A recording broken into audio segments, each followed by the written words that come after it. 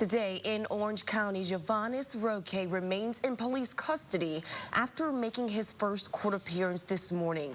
Thank you so much for joining us today. I'm Dejanique Garrison.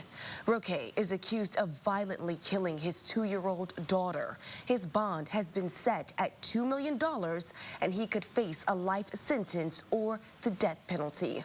12 News reporter Paris Kane joins us live from the courthouse, where the man says he didn't do it.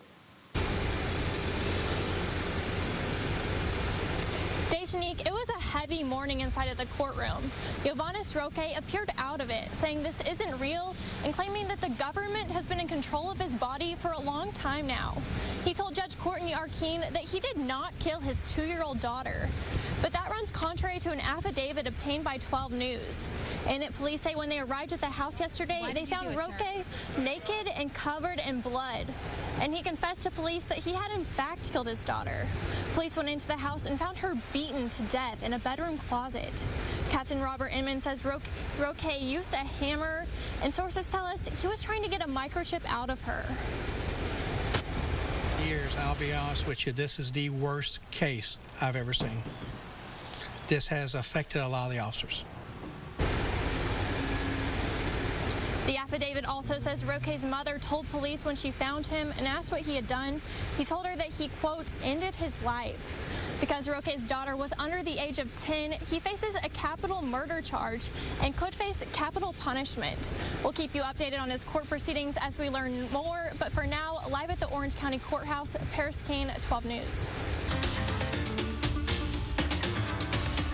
Also developing tonight, we watched as the Orange father accused of brutally killing his 2-year-old girl faced a judge. Authorities say Yovahnis Roque used a hammer to attack the child.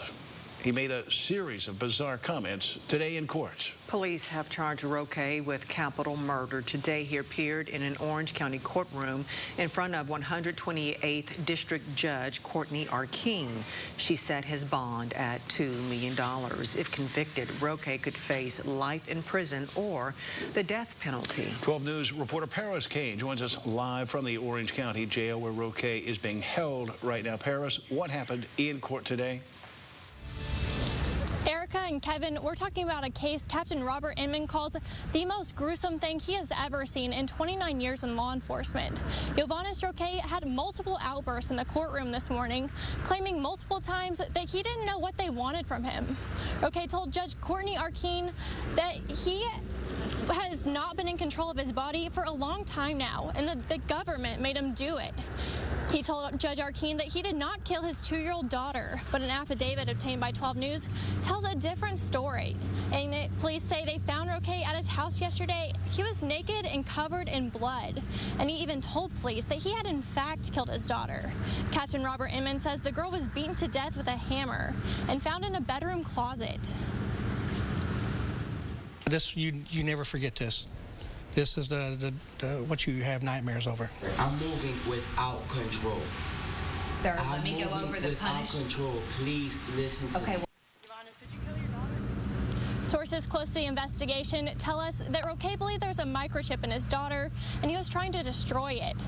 I have been in contact with Roque's court-appointed lawyer. He says he has not yet spoken with him. He'll decide how best to proceed after he meets with him. Again, I'm live here at the Orange County Jail, where he's being held on a $2 million bond. Live in Orange County, Paris Kane, 12 News. Thank you, Paris. We now know more about the crime, but who is the man allegedly behind it? 12 News reporter Sheriff Cobbs spent the day finding out exactly who is Yovahnis Roque. She continues our team coverage. Sheriff.